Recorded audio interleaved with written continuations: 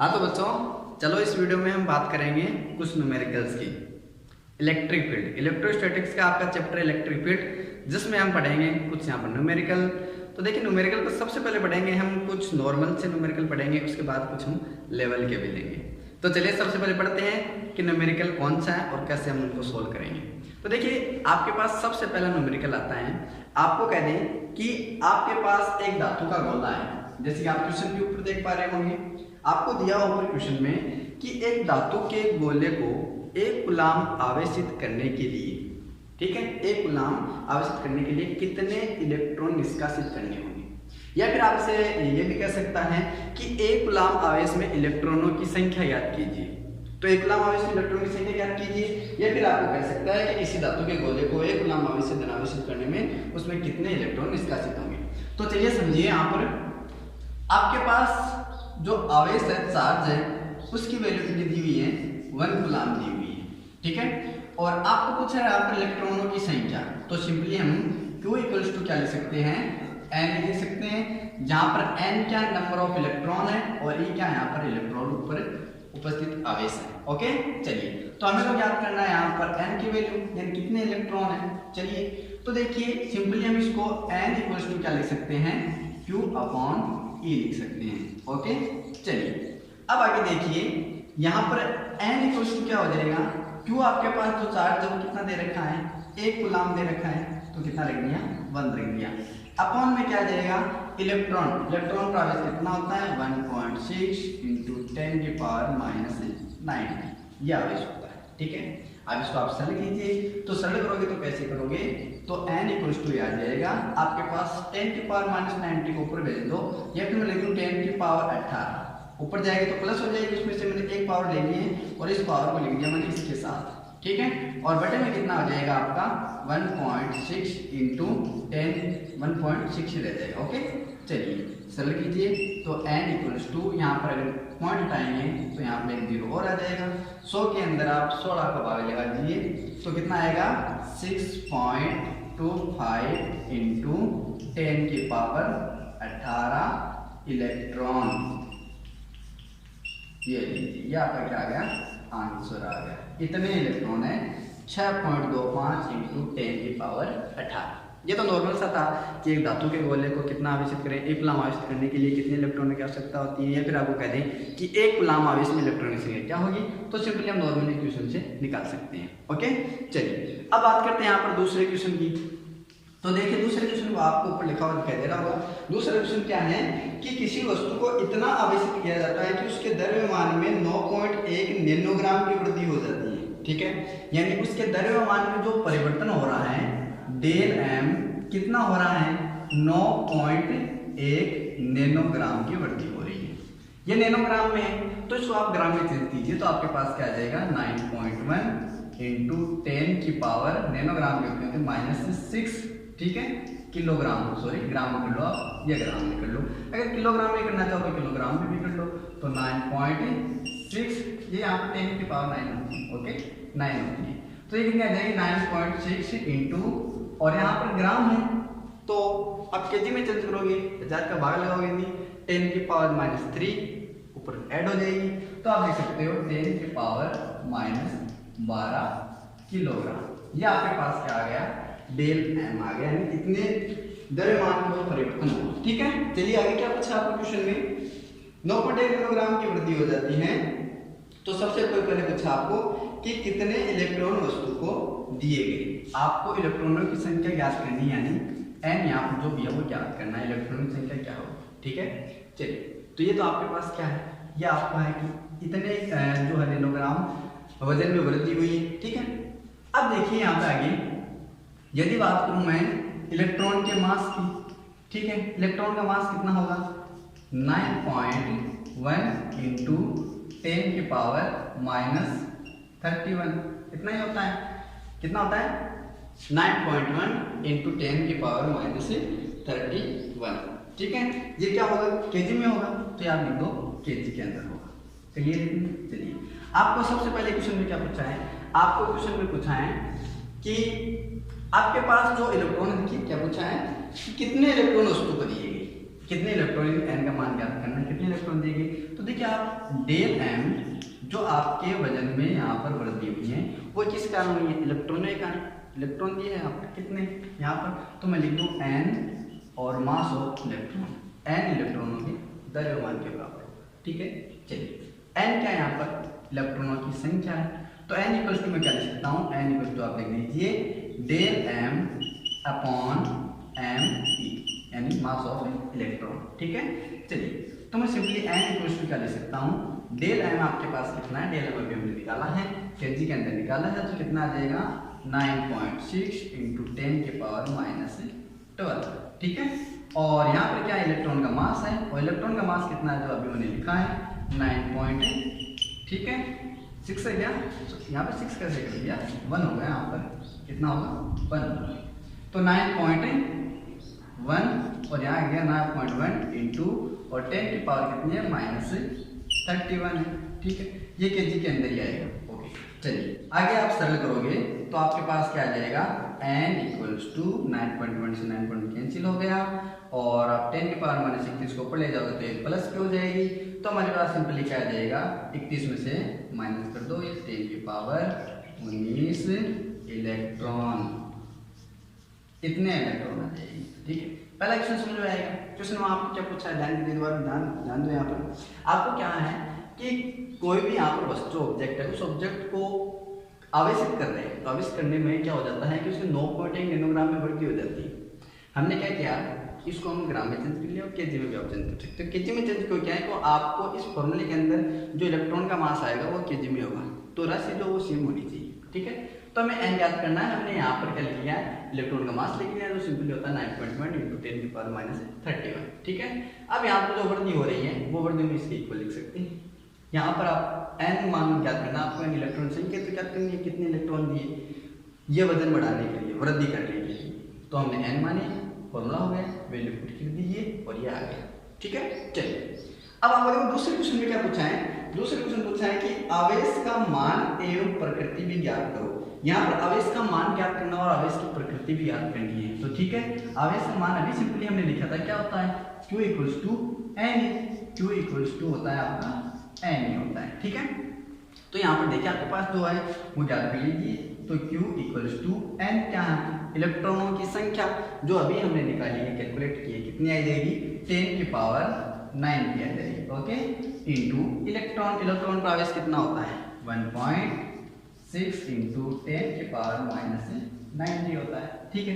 तो Q equals to कितना आ जाएगा, ये कैंसिल आउट हो जाएगा, यानी 1.6 कूलाम आ जाएगा, यानी उस चार्ज पर जो आवेश है वो कितना है 1.6 कूलाम है, और यहाँ पर वृद्धि करने में जो आपके पास इलेक्ट्रॉन आए हैं वो कितने हैं 10 की पावर 90 इलेक्ट्रॉन, ठीक है। चलिए लिखना, चलिए ये थे हमारे दो क्वेश्चन जो नॉर्मल थे। चलिए अब हम तीसरे क्वेश्चन की भी बात करते हैं, तो मैं इसको थोड़ा सा रफ कर लूँ, है ना। चलिए तीसरा क्वेश्चन क्या हमारा देख पा रहे हैं आप यहाँ पर, तीसरा क्वेश्चन है कि एक कप जल, यानी उस जल में जो उस जल की मात्रा वो कितनी है 250 ग्राम आपको दी हुई है, तो एक जल कप में कितनी मात्रा में धन तथा ऋण आवेश होते हैं, ठीक है। यानी सिंपली आपको वजन दिया है कि 250 ग्राम जल में जो है वो कितने धन और ऋण आवेश होते हैं। चलिए हम कैलकुलेट करते हैं इसको भी। तो देखिए तीसरे क्वेश्चन में हम यहाँ पर कैलकुलेट करना चाह रहे हैं क्या, धन या ऋण आवेश कैलकुलेट करना चाह रहे हैं। तो सबसे पहले आपको जो वजन दिया हुआ है वो कितना है, उस जल का कितना दिया हुआ है, मास 250 ग्राम, ठीक है। तो आप ले लो 250 ग्राम हो गया, 250 ग्राम होगा, क्लियर इतना। चलिए अब देखिए आपके पास जल है, यानी इसका जो सूत्र लिख तो क्या होता है H2। यदि मैं H2O का अणुभार चाहिए हमें, इसका अणुभार क्या होगा, तो H2 का अणुभार कितना होता है, ऑक्सीजन का भार कितना होता है, इसका परमाणु क्रमांक 8, तो इसका भार कितना हो जाएगा 16। आपके पास हाइड्रोजन है, हाइड्रोजन में इसका जो अणुभार है एक होता है 2, और सॉरी इसके 8 कितने 16, 16 2 कितने 18, ठीक है। तो इसका तो टोटल जो अणुभार है वो कितना हो गया 18 हो गया, ठीक है। चलिए तो ये तो हमें मास दे रखा है, हमने H2O का साथ में अणुभार भी निकाल लिया, क्लियर इतना। चलिए हमें पूछा क्या क्वेश्चन में, हमें क्वेश्चन में पूछा है कि इसमें कितनी मात्रा में धन और ऋण आवेश होंगे, ठीक है। अब जो धन और ऋण आवेश ज्ञात करने के लिए हमें ये तो पता होना चाहिए कि 250 ग्राम जल में अणु कितने, ठीक है। तो चलिए हम यहाँ पर सबसे पहले निकालते हैं अणुओं की संख्या, ओके। तो हम यहाँ निकालेंगे संख्या, अणुओं की संख्या किससे लिखते हैं भाई? फॉर्मूला याद है आपको, केमिस्ट्री में पढ़ा हो तो, capital N equals to small m upon capital N और इनटू में क्या आ जाएगा? कैपिटल N के। क्या होता है ये फॉर्मूला? n क्या है यहाँ पर? अणुओं की संख्या। n क्या है? n है यहाँ पर आपका कोई भी आपको चीज दे रखी है, जैसे जल है या फिर और कोई भी वस्तु दे रखी है, उसका वजन दे रखा है, पदार्थ दे रखा है, तो उसका वजन, इसका वजन कितना हो जाएगा? 250 ग्राम हो जाएगा। कैपिटल M, अच्छा अणुभार को जो हम कैपिटल M से डिनोट करते हैं, किससे करते हैं? कैपिटल M से डिनोट करते हैं। तो ये क्या होता है? उस पदार्थ का अणुभार हो गया। Na क्या होता है? Na होता है अवोगाद्रो संख्या, सुना होगा आपने, केमिस्ट्री में पढ़ा होगा। तो यहाँ पर सारी वैल्यू जो है वो पुट कर दीजिए, तो आपके पास जो n की वैल्यू है वो कितनी आ जाएगी? n क्या है? मास यानी 250, तो आप लिख सकते हो 250 इंटू में कितना आ जाए? अणुभार 18 और इंटू में कितना आ जाएगा? Na अवोगाद्रो संख्या। अवोगाद्रो संख्या कितनी होती है? अवोगाद्रो संख्या होती है 6.23 इंटू 10 की पावर 23। ये क्या होती है? अवोगाद्रो संख्या होती है 6.023 होती है, 023। ये अवोगाद्रो संख्या होगी, ठीक है। ये इतने अणु होंगे 250 ग्राम में, कितने अणु होंगे? इतने अणु होंगे। और हमें पूछना क्या है? हमें पूछना है कि कितनी मात्रा में धन और ऋण आवेश होंगे, ठीक है। अब देखिए आवेश कुछ आपको चार्ज पूछा है, यानी Q बराबर Ne, यहाँ पर Q बराबर आएगा Ne और यहाँ पर N आएगा अणुओं की संख्या, कितने अणु हैं? इनटू, और यहाँ पर बात करें इलेक्ट्रॉन की, ठीक है, Ne लिखते हैं, इलेक्ट्रॉन कितने इलेक्ट्रॉन होंगे भाई यहाँ पर, ठीक है। जल के अंदर कितने इलेक्ट्रॉन होंगे? तो H2O के अंदर देखो आप, इसमें जो 8 इसका परमाणु क्रमांक है, मतलब 8 तो इसमें हो गए और एक इसमें हो गए, टोटल कितने हो गए? 10। यानी आपके यहाँ पर लिख दूं कि H2O के अंदर आपके 10 तो क्या होंगे? इलेक्ट्रॉन होंगे और 10 से क्या होंगे? आपके प्रोटॉन होंगे, ठीक है। 10 इलेक्ट्रॉन 10 प्रोटॉन हो जाएंगे, ठीक है। तो हमें यहाँ पर इलेक्ट्रॉन जो है, मान लो प्रोटॉन लेता हो तो 10 प्रोटॉन में ले सकते हो ना, इलेक्ट्रॉन लेते हो तो 10 इलेक्ट्रॉन, क्योंकि यहाँ पर जल है उदासीन है, तो जितने इसमें इलेक्ट्रॉन होंगे उतने क्या प्रोटॉन हो जाएंगे। यानी यहाँ पर इलेक्ट्रॉन निकाल रहे हैं, यानी ऋणावेश आ रहा है हमारे पास, तो उतना ही क्या आ जाएगा? हमारा धनावेश आ जाएगा। चलिए तो हम सिंपल लिख सकते हैं Q इक्वल्स टू, इस वैल्यू को यहाँ पर पुट कर दीजिए, तो 250 अपॉन 18 आ जाएगा इंटू 6.023 इंटू 10 की पावर 23, ठीक है। इंटू में क्या आ जाएगा? 10, इंटू में आ जाएगा 10 और इंटू में आ जाएगा इलेक्ट्रॉन पर आवेश, कितना है? 1.6 इंटू 10 की पावर 9। यह हमारे पास क्या आ जाएगा? चार्ज आ जाएगा। इसको कैलकुलेट कर लेना, आप इसको कैलकुलेट करोगे तो आपके पास आंसर आ जाएगा 1.337 इंटू 10 की पावर 7, ठीक है। कूलम, आवेश का मात्रा कूलम होता है। ये इतना आपके पास क्या आ जाएगा? आंसर आ जाएगा। क्लियर है क्या? इतना बताओ, कमेंट करके बताओ इतना क्लियर है। चलिए ये तो हमने न्यूमेरिकल की बात की जो हमारी सिंपल थे। चलिए हम अब कुछ और न्यूमेरिकल की बात करते हैं। चलिए इसको थोड़ा रख कर लेता हूँ मैं,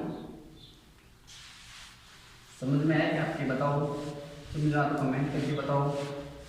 चलिए अगला न्यूमेरिकल देखिए, आप ऊपर देख पा रहे होंगे, ठीक है, जहाँ भी ऊपर साइड में दिख रहा है आपको। न्यूमेरिकल क्या है? न्यूमेरिकल हमारा है कि समान आवेश वाले दो धनायन परस्पर 3.7 इंटू 10 की पावर 9 न्यूटन बल से प्रतिकर्षित करते हैं। यानी आपके पास चौथा क्वेश्चन क्या है कि आपके पास दो चार्ज है, एक यहाँ चार्ज है बिंदु ए पर, एक है बी पर, यहाँ पर भी क्या है? पॉजिटिव चार्ज है और यहाँ पर भी पॉजिटिव चार्ज है, ठीक है। और इन पर आपस में लगने वाला जो प्रतिकर्षण है वो कितना दे रखा है? 3.7 इंटू कितना दे रखा है क्वेश्चन में? 10 की पावर -9 न्यूटन, इतना फोर्स दे रखा है, ठीक है। और आपको दे रखा है प्रतिकर्षित करते हैं जबकि उनके मध्य की दूरी जो है, डिस्टेंस जो है बीच की, आर दे रखी है आपको 5 एंगस्ट्रॉम। कितनी दे रखी है? 5 एंगस्ट्रॉम। आप एंगस्ट्रॉम को जो मीटर में चेंज कीजिए, तो मीटर में चेंज करोगे तो कितना आ जाएगा? 5 इंटू 10 की पावर -10 मीटर, ठीक है। एंगस्ट्रॉम को मीटर में चेंज करते हैं तो -10 की पावर से मल्टीप्लाई कर देते हैं, ठीक है। क्लियर इतना? यानी आपको फोर्स दे रखा है और इनके बीच की जो डिस्टेंस है आर वो दे रखा है कितना? 5 एंगस्ट्रॉम है, ठीक है। चलो आगे क्या पूछा आपको जबकि उनके मध्य की दूरी 5 एंगस्ट्रॉम है। प्रत्येक आयन में सामान्य अवस्था की तुलना में कितने इलेक्ट्रॉन कम हैं? आपको इलेक्ट्रॉन पूछा है कि कितने इलेक्ट्रॉन कम है। अब देखिए इलेक्ट्रॉन आपको पता करना है तो आपको चार्ज तो निकालना ही पड़ेगा। आपको पता हो जाएगा कि चार्ज कितना है, आवेश कितना है, क्यू की वैल्यू तो आप इलेक्ट्रॉन निकाल सकते हो, क्यू बराबर एन। ठीक है, चलिए तो देखिए आप मान ज्ञात करते हैं यहाँ पर एफ आगे आर है, तो हम यदि कूलम्ब लॉ का काम लें यहाँ पर कूलम्ब नियम से, कूलम्ब नियम से क्या होता है भाई कि जब आपके पास कोई इस प्रकार दो चार्ज है बिंदु ए और बी पर और उनके बीच की डिस्टेंस वो मान आर डिस्टेंस पर है, तो उनके बीच लगने वाला जो आकर्षण या प्रतिकर्षण बल है, यहाँ पर कौन सा बल है या प्रतिकर्षण, दोनों क्या है समान चार्ज है। ठीक है, पॉजिटिव चार्ज दोनों परिणाम भी समान दिए हुए हैं। चलिए तो F इक्वल टू क्या लिख सकते हैं हम 1/4 पाई एप्सिलॉन नॉट और इनटू में क्या आता है हमारा Q1 Q2 upon R square. ठीक है, क्लियर इतना। चलिए अब यहाँ पर देखिए हमारे आपके पास जो चार्ज है वो दोनों सेम है और वो दोनों परिणाम में भी समान है, तो सिंपली मैं लिख सकता हूँ कि आपके पास की Q1 और Q2 जो है उसको मैं केवल एक Q लिख सकता हूँ। ठीक है, तो सिंपली हमारे फोर्स क्या हो जाएगा F equals to 1/4 pi epsilon naught और इनटू में क्या आ जाएगा Q का स्क्वायर आ जाएगा अपॉन में R स्क्वायर आ जाएगा। ठीक है, अब आपके पास जो भी मान है वो हम यहाँ पर पुट कर दीजिए, तो F की वैल्यू क्या है आपके पास, तो F की वैल्यू पुट कर दीजिए, तो 3.7 इंटू 10 की power -9 equals to 1/4 pi epsilon naught, के तो होता है नियतांक होता है हमारा। ठीक है, जिसकी वैल्यू कितनी होती है 9 इंटू 10 की पावर 9। ठीक है, और Q स्क्वायर आपके पास है नहीं क्योंकि चार्ज तो आपको ज्ञात करना है, तो Q स्क्वायर अपॉन R क्या है डिस्टेंस आपको दे रखी है ये रही, यानी 5 इंटू 10 की पावर -10 मीटर।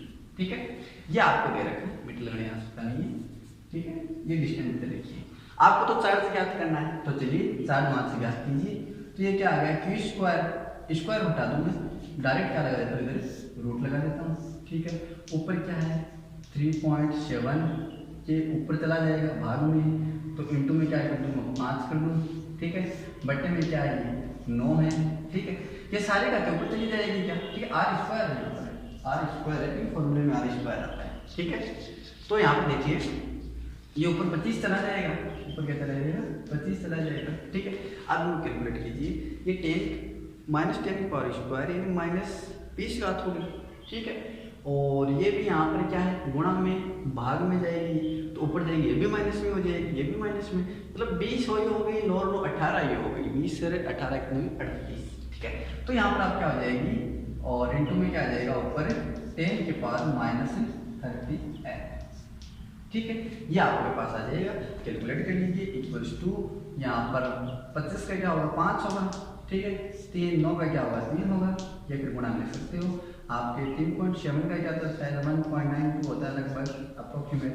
ठीक है, और इसको मैं कैलकुलेट करके बता देता हूँ कितना आएगा आपके पास, तो Q का मान आएगा वो आएगा आपके पास है 3.2 इंटू 10 की पावर 90।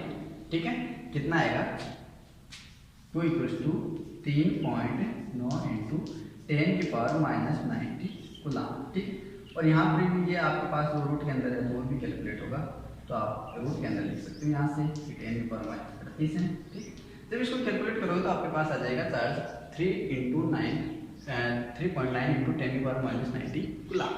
क्लियर है इतना। ठीक, ये आपके पास क्या आ गया, ये आपके पास चार्ज आ गया, लेकिन हमें तो क्या ज्ञात करना है, हमें क्या पूछा गया था, चार्ज पूछा गया था नहीं, हमें पूछा गया था कि यहाँ पर फोर्स लग रहा है बीच की दूरी है, तो यहाँ पर इलेक्ट्रॉनों की संख्या ज्ञात करनी है, कितने इलेक्ट्रॉन कम हुए।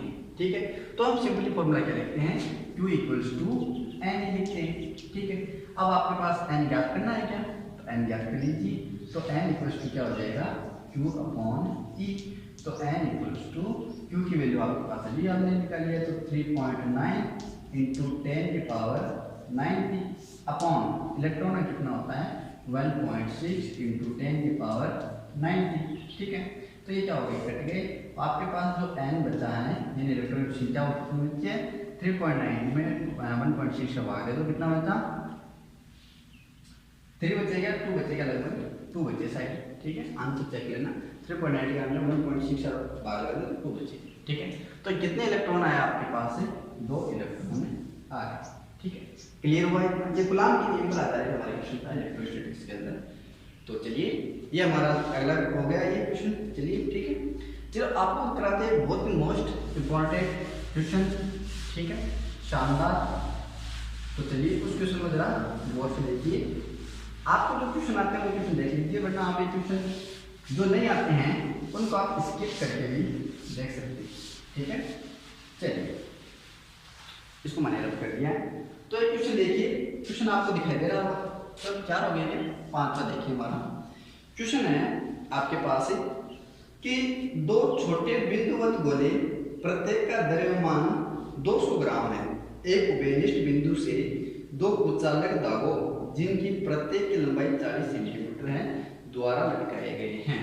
यानी आपको कहा है कि एक उभयनिष्ठ आधार कोई है और उसके एक बिंदु से 2 धागे इस प्रकार लटकाए गए। ठीक है, और उन धागों से आवेशित 2 गोले लटकाए गए। ठीक है, और जिनका भार है मास जो है वो m वो कितना है 200 ग्राम है। ठीक है, और साथ ही कहा है कि इन धागों की जो लंबाई है वो कितनी है, l मान लेता हूँ मैं 40 सेंटीमीटर। कितनी है, इसकी भी l है, यानी ये भी कितना है आपके पास है 40 सेंटीमीटर। ठीक है, क्लियर किया? चलिए आपको कहा है दोनों गोले समान आवेशित हैं तथा साम्य अवस्था में इसके बीच की दूरी जो 4 सेंटीमीटर मान लेते हैं साम्य अवस्था में, और इसके बीच की जो डिस्टेंस है d जो है या फिर r लिख सकते हो वो कितनी है 4 सेंटीमीटर है। कितनी होगी 4 सेंटीमीटर होगी। चलो तो आपको पूछा है कि प्रत्येक गोले पर आवेश ज्ञात कीजिए। इस पर आवेश ज्ञात करना है कि इस पर आवेश कितना होगा। तो देखिए इसको समझिए कि मान लेते हैं यहाँ पर एक परपेंडिकुलर ले लेते हैं और ये मान लेते हैं आपके पास थीटा है और ये भी क्या आपके पास है थीटा है। ठीक है, अब इन दोनों का नाम देना चाहो दे दो, Q1 है ये Q2 दे दो। ठीक है, आपकी इच्छा है। चलो अब इसमें देखो, यदि मैं इन बात करूँ गोलों की तो इस पर कौन कौन से फोर्स लगेंगे। ठीक, नाम देना यहाँ पर सारे लिखूँ से बन जाएगा। तो देखिए अब इन पर फोर्स कौन कौन सा वर्क करेगा। तो देखिए इस पर मैं कहूँ दोनों पर 3 फोर्स लगेंगे। कौन से लगेंगे वो देखो, ये एक धागे से स्वतंत्रता पूरे लटकाए हुए हैं। इसका मतलब एक तो इसके नीचे की तरफ जो है वो mg लगेगा ना, एक फोर्स mg लगेगा नीचे की तरफ। ठीक है, गुरुत्वाकर्षण बल के कारण। एक इन दोनों के कारण जो फोर्स लगेगा वो कौन सा लगेगा, F लगेगा। ठीक है, एक ही रस्सी से बंधे हुए हैं तो इस पर टेंशन भी वर्क करेगा। ठीक है, यानी तनाव भी कार्य करेगा। तो इसके ऊपर की तरफ क्या लगेगा, टेंशन भी लगेगा। ये थीटा है तो आप इसको भी थीटा मान सकते हो। इसी प्रकार इसके भी जो नीचे की तरफ है वो जो mg लगेगा और यहाँ पर क्या लगेगा, फोर्स लगेगा इन आवेशों के कारण, और यहाँ पर टेंशन वर्क करेगा। ठीक है, ठीक, और ये क्या हो जाएगा आपके पास थीटा हो जाएगा। ठीक है, क्लियर? इतना समझ में आया ये चित्र। चलिए अब देखिए हम यहाँ पर टेंशन इस पर फोर्स ज्ञात करने के लिए टेंशन को हम 2 वियोजकों में चेंज कर लेते हैं। इस प्रकार कह सकते हैं 2 घटकों में वियोजित कर देते हैं। ठीक है, 2 घटकों में वियोजित कर लेते हैं। एक तो हम कर लेते हैं यहाँ पर t cos थीटा के रूप में। ठीक है, जो लंबवत है आपके पास ये लंबवत वाला। ठीक है, चलो मैं लिख देता हूँ t cos थीटा और यहाँ लिख देता हूँ t sin थीटा। क्लियर इतना? चलिए अब देखिए t cos थीटा है और एक हमने किसमें वियोजित किया है t sin थीटा। इन दोनों में वैल्यू देखिए, t cos थीटा है तो इसकी वैल्यू बताओ क्या हो जाएगी, mg इक्वल हो जाएगी। जितना इस नीचे की तरफ ग्रेविटी लग रही है उतना ही उस पर क्या लगेगा, टेंस लग रहा है ऊपर की तरफ। ठीक है, तनाव लग रहा है। तो t cos थीटा सिंपली मैं क्या लिख सकता हूँ, mg लिख सकता हूँ। और आपके पास t sin थीटा है, ये t sin थीटा तो इस दिशा में लग रहा है यानी फोर्स के इक्वल लिख सकता हूँ। ठीक है, लिख दिया मैंने। इसको आप दे दो समीकरण नंबर 1 और इसके बीच में लगने वाला तो फोर्स है कूलम्ब। भाई कूलम्ब बल तो लगेगा इसके बीच में। अगर कूलम्ब बल लग रहा है तो कूलम्ब बल को हम सिंपली क्या लिख सकते हैं, Q1 Q1 1/4 pi epsilon not Q1 Q2 upon में क्या आ जाएगा r² आ जाएगा। ठीक है, r का डिस्टेंस आपकी है 4 सेंटीमीटर। ठीक है, चलिए इसको दे दो आप समीकरण नंबर 2। ये समीकरण नंबर 2 होगी। तो समीकरण 1 और 2 से देखो भाई, समीकरण 1 व 2 समीकरण 1 और 2 से देखो। आप समीकरण 2 के अंदर 1 का भाग लगा तो क्या आ जाएगा टी साइन थीटा अपॉन में क्या आ जाएगा T cos theta equals to क्या आ जाएगा टी साइन थीटा, यानी ये वाला आ जाएगा क्या, यानी के लिख लूँ मैं इसको, अब ज़्यादा लिखना नहीं के, और ये आ जाएगा Q1 और Q2 और अपॉन में क्या आ जाएगा आर स्क्वायर, ठीक है, और साथ में क्या आ जाएगा T cos theta M G भी आ जाएगा, तो साथ में आ जाएगा एम जी भी आ जाएगा, ठीक है, टी सी टी कैंसिल हो गया। साइन बटे कॉस आप लिख सकते हो टेन थीटा, क्या लिख सकते हो टेन थीटा लिख सकते हो, तो ये आपके पास क्या आ जाएगा के आ जाएगा और Q1 और Q2 और अपॉन में आर स्क्वायर एम, इतनी बात क्लियर हुई क्या, ठीक है। आपके पास टेन थीटा है यहाँ पर।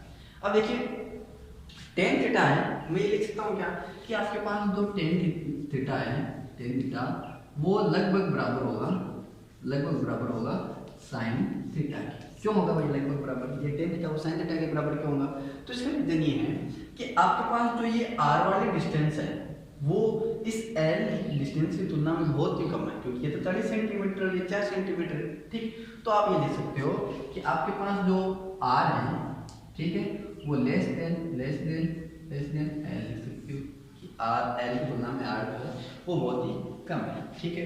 इतना क्लियर हुआ कि हमने क्या किया है। चलो अब आगे बात करते हैं साइन थीटा की वैल्यू की। भाई हमारे पास इसमें सारी वैल्यू है, तो हम साइन लिख सकते हैं इसके इक्वल, तो इसके इक्वल आप साइन लिखना चाहो तो लिख दो, तो आपके पास आ जाएगा साइन थीटा इक्वल्स टू, यहाँ से वैल्यू देखिए के Q1 Q2 are square M जी, तो K Q1 Q2 upon R square M G आ जाएगा, ठीक है।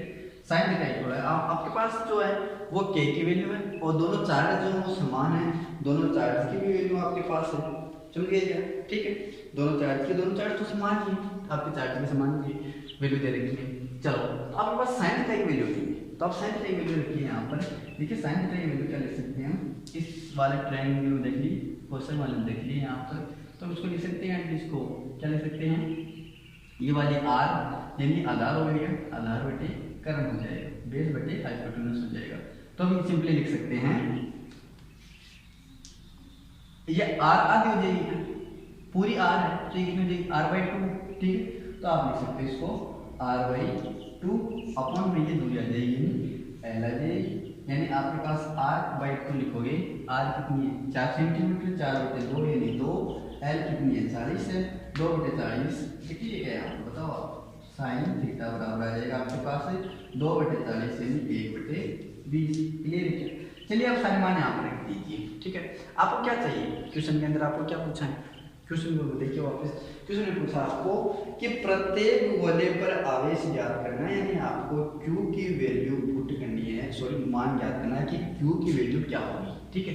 अब देखिए यहाँ पे Q1 Q2 लिखा, आप सिंपली Q भी लिख सकते हो, क्योंकि आपको कहा है दोनों समान आवेशित है, समान परिणाम के, तो सिंपली आप इससे आप लिख सकते हो Q लिख लो, आप इसको केवल यहाँ से लिख लो Q लिख लो, ठीक है।